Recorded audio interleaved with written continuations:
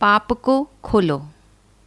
एक बार गणधर गौतम ने भगवान महावीर से प्रश्न किया, बनते, जिस जम्बूद्वीप में हम रहते हैं इसके चारों ओर लवण समुद्र है।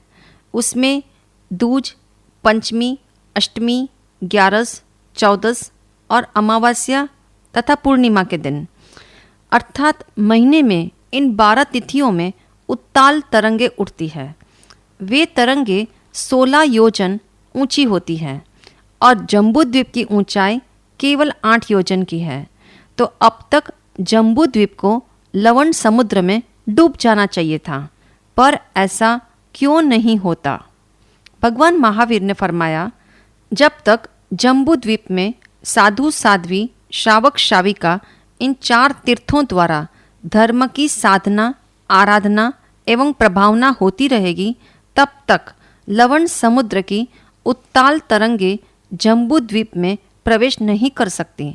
मेरे जीवन में धर्म की निष्ठा है या नहीं, उसे नापने के 2 आयाम हैं। यदि आपका चित्त प्रसन्न है और मन पवित्रता की ओर बढ़ रहा है तो जानना धर्म की सही आराधना हो रही है।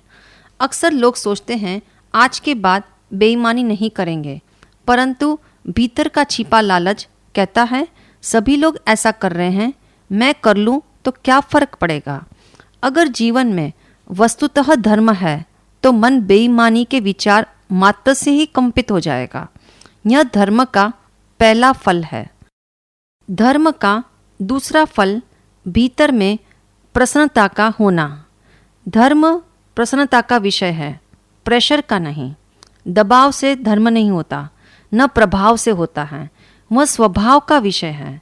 दुनियादारी के कामों में प्रेशर हो सकता है, पर धर्म प्रवृत्तियों में नहीं, क्योंकि धर्म आनंद का विषय है।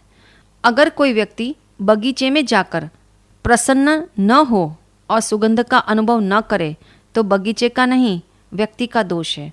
दवाई लेने पर भी यदि बीमारी ठीक नहीं होती तो खोजबीन करनी होगी। ऐसे ही धर्म करने पर भी पाप से निवृत्ति नहीं हो रही तो निरीक्षण की ज़रूरत है। भगवान महावीर कहते हैं, भूल करना प्रमाद है, मनुष्य का स्वभाव नहीं। भूलें सदा असावधानी के कारण होती हैं। मानव मन धर्म करते हुए भी पाप करना बंद नहीं करता, तो पाप मुक्त कैसे हो सकेगा? अतः भगवान महावीर ने पाप मुक्ति के 3 ठोस मूल उपाय बताए हैं, जिसमें पहला मूल उपाय है नए पापों से बचो। नए पाप में प्रवेश से बचना हो तो 4 द्वारों पर ध्यान दो। द्वार पहला, पाप में प्रवेश के प्रमुख निमित्त राग और द्वेष से बचो। द्वार दूसरा, पाप भीरु बनो तो पाप करने का मन नहीं करेगा। द्वार तीसरा, मन में लज्जा हो तो पाप में प्रवेश स्वतः रुकेगा।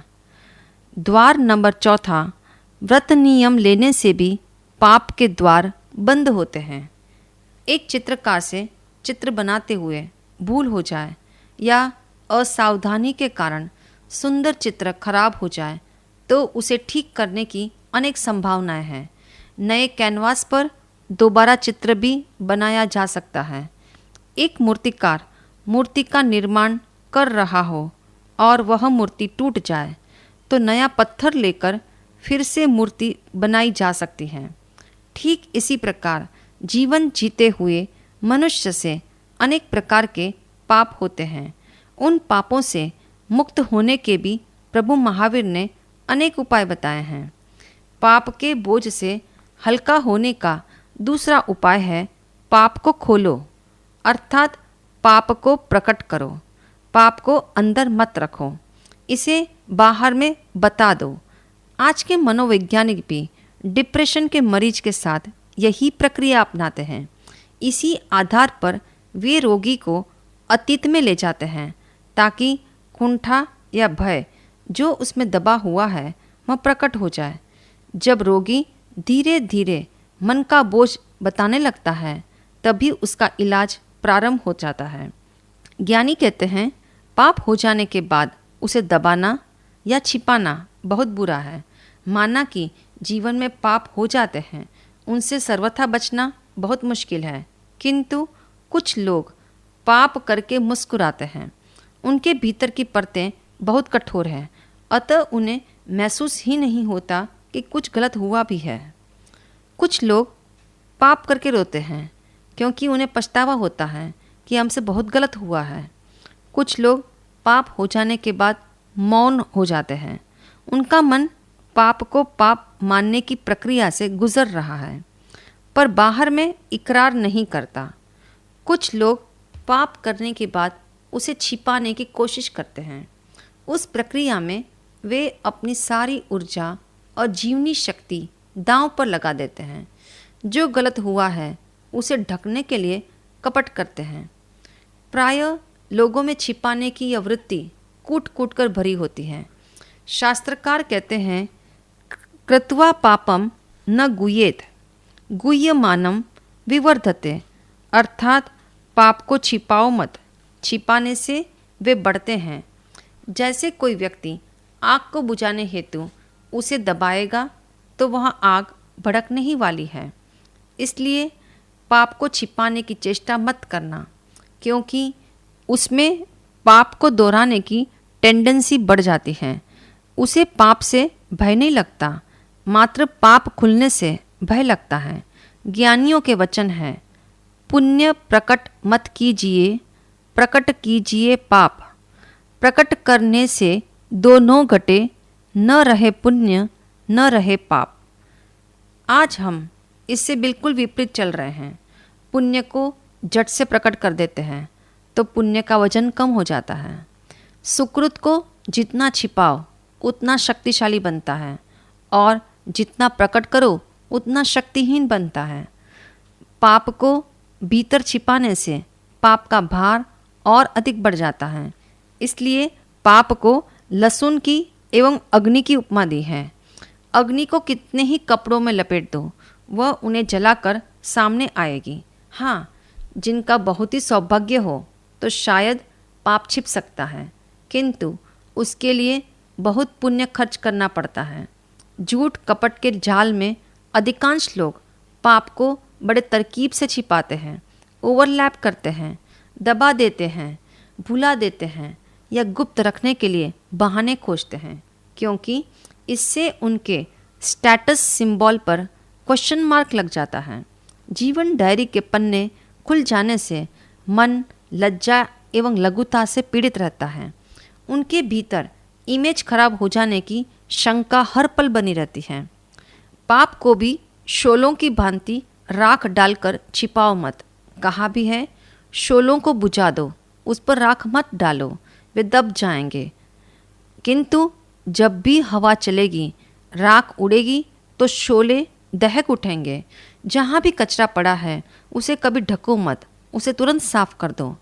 पाप मुक्ति हेतु पाप को खोलने की ज्ञानियों ने सुंदर व्यवस्था बताई है।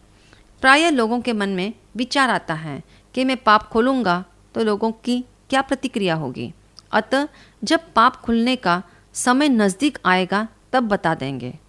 परंतु यह बताना पाप खोलना नहीं है, क्योंकि यह बताना प्रतिष्ठा के भय से होता है।